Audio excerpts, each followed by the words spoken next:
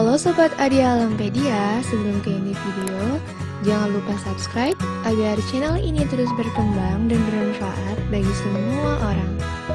Hiu harus terus bergerak untuk bernapas. Lalu bagaimana hiu tidur jika terus berenang? Tahukah kamu, dari sekian banyak jenis hiu, mereka memiliki cara bernapas yang berbeda-beda. Nah, di antaranya, ada beberapa jenis hiu yang harus terus berenang, supaya tetap bisa bernapas dan hidup.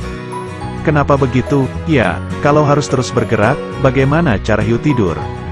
Alasan hiu harus terus bergerak, meskipun dalam keadaan tidur. Menurut American Museum of Natural History, beberapa jenis hiu harus terus bergerak, untuk menjaga agar air, yang kaya oksigen mengalir ke insangnya. Ada juga, hiu yang bisa mengalirkan air, melalui sistem pernapasan, dengan memompa faring mereka. Hiu jenis ini bisa beristirahat di dasar laut. Hiu yang harus berenang, melakukannya supaya tidak tenggelam di dasar air. Di sisi lain, hiu ini punya kemampuan untuk naik dan turun secara bebas. Hiu tidak punya gelembung renang, sehingga, hiu bergantung pada sirip dada yang besar.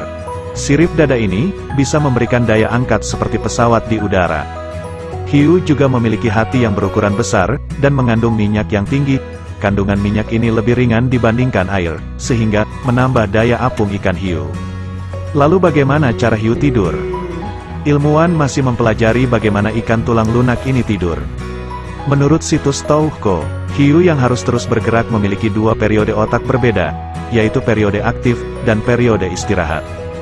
Jadi, saat hiu beristirahat, ia tidak benar-benar tidur, dan kehilangan kesadaran untuk sementara waktu seperti kita. Hiu yang terus bergerak tidur, sambil berenang. Saat itu, separuh bagian otaknya beristirahat jadi tidak seaktif saat ia bangun. Sebuah penelitian menunjukkan, kalau tulang belakang hiulah yang mengendalikan gerakannya saat berenang. Sehingga, hiu bisa tidur, sambil terus berenang. Beberapa jenis hiu terlihat beristirahat di dasar laut. Namun, hiu-hiu ini tetap waspada, dengan hal yang terjadi di sekitarnya saat tidur.